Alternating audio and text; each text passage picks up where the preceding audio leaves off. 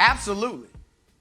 They can win the East. Whether they will or not, we'll see. But they could win the East without Ben Simmons. That's not off the board. But with Ben Simmons, absolutely. Because look, he hasn't been sitting there on the sidelines just watching. I'm sure we've seen videos of him, so I'm sure he can go through walkthroughs, learn the offense, study the film. He's learning how he would fit in to what the Nets do, even as he's unable to get out there and really go 5-on-5 with them. So I think, look, Nick, what is it you always talk about the Nets lacking? Defense.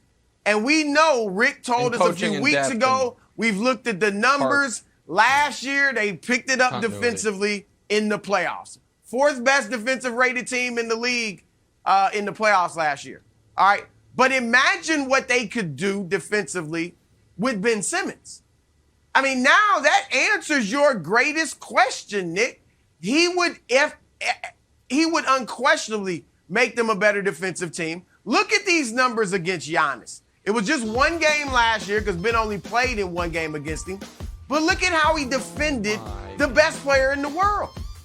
Held him to 3 of 10 shooting, 11 points. Giannis killed the rest of the Sixers. But Ben had something for him. Not only defense, though.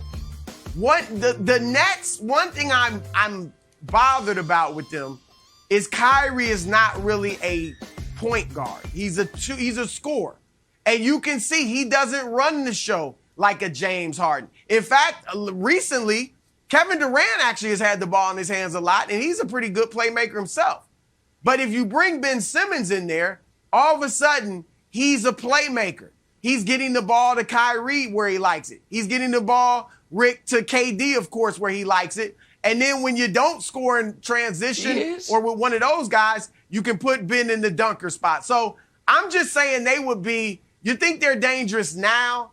They would really be a problem in the East, Rick, if they have Ben Simmons. Yeah, I don't see it that way, Brew. And when did you become an AAU guy where we really don't need to play together? We don't need to practice. Let's roll the ball out and let's get the best players we can, and it's going to work out. Today's NBA. You got to my point.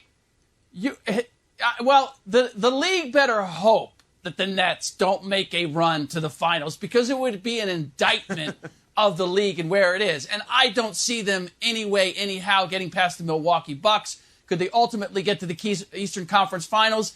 I say yes only because I don't have a lot of confidence in anybody else in the Eastern Conference. But if I'm going to pick a side, it's more likely that they don't come out of they're not coming out of the East, and I'm not sure that they even get to the conference finals. Ben Simmons, to your point, Brew, he has to play on both sides of the court. And yes, defensively, would he help them? Absolutely. But you have to put the ball in his hands in order for him to do anything or have any sort of impact at the other end of the floor. And we saw how incorporating Kyrie Irving affected Patty Mills and Seth Curry and the overall chemistry of this team. So now they've got it in a rhythm. And now we're going to throw Ben Simmons in there, and he's going to become a playmaker, and everybody's role changes again. So when I look at that, and this is not a guy, Steve Nash mentioned it, this is not a guy that you're bringing back to a team that he knows. You're bringing him into a team that does not know him and that he does not know. So this idea that suddenly you're going to insert him and they're going to be the best team in the Eastern Conference is one of the crazier things. I mean, I've been doing this show now for a little bit, and Nick says some crazy things, but I don't know that he's ever said anything quite that crazy. So, and you do tend to Rick, you do tend to have a slightly different tone and facial expression when you vehemently disagree with Broussard than when you do with me. That was a little kinder, gentler. Well, I decided to change that, Not Nick. as much of a furrowed brow and disdain. Yeah, please. Yeah, no, going forward, Nick, I'm going to change. I'm going to be a happier, more welcoming person when I debate you as well. No. That's not. Well, that's a terrible idea. Wilds no. the The audience likes the fact that they think we might dislike each other. I'm going to try. Wilds and Jenna are the nice people on the show. Like the rest of us don't need to do that. All right, so listen. And Brew's typically pretty nice, but I can maybe rile him up here. Because Brew's soliloquy there might have been the most ridiculous thing said on sports television of 2022. Now, there's a long list. There's me, for example, taking Tom Brady's retirement at face value. That was pretty dumb. But maybe it has now been trumped by Chris Broussard painting a scenario. I never said 20-0, and that was 2021 anyway. Try to keep up with the conversation, fellas. So as I was saying, listen, it maybe was trumped by Brew painting a picture where Ben Simmons is going to be inserted into the Brooklyn Nets lineup, and it's going to be handled seamlessly, rotations, continuity, chemistry, and all, by the mad scientist at the helm, Steve Nash. Ben Simmons is who has not played in a basketball game since June 20th, is all of a sudden like, he's going to help you on both ends of the court. By the way, Wilds, I don't know if you knew this, but when you add Ben Simmons, especially come playoff time, you're not just adding a great defender. You're adding a guy who can really help your offense go to the next level. Huh? Yeah. He can? Going downhill. I'd like to see it. I also love Wilds. I really loved that graphic.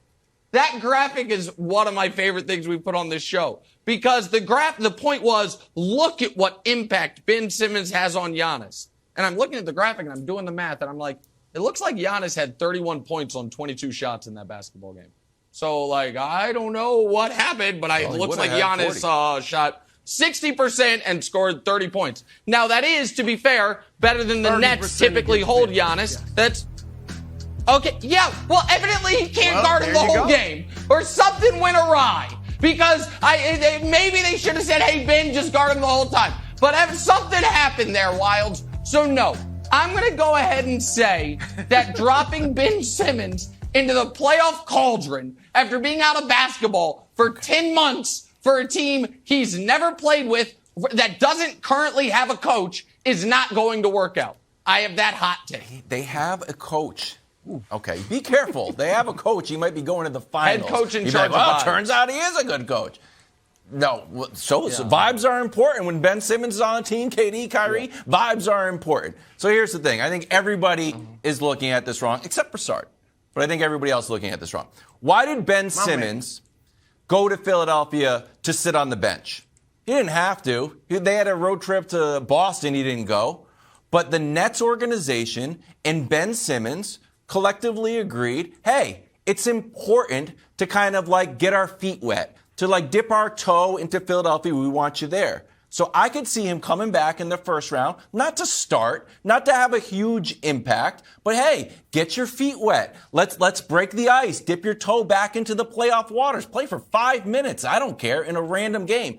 And then, as an insurance policy, when injuries happen, I saw Luka hurting his calf. Are the Mavs totally cooked the whole year? Kyrie got hurt. Were the Nets cooked last year? So when an injury happens, Steve Nash can say, hey, good news. We've got Ben Simmons here. Thanks for watching. Subscribe here to get the latest from the show. Also, be sure to check out more of the best clips from First Things First, or go watch a few segments from our other shows on FS1.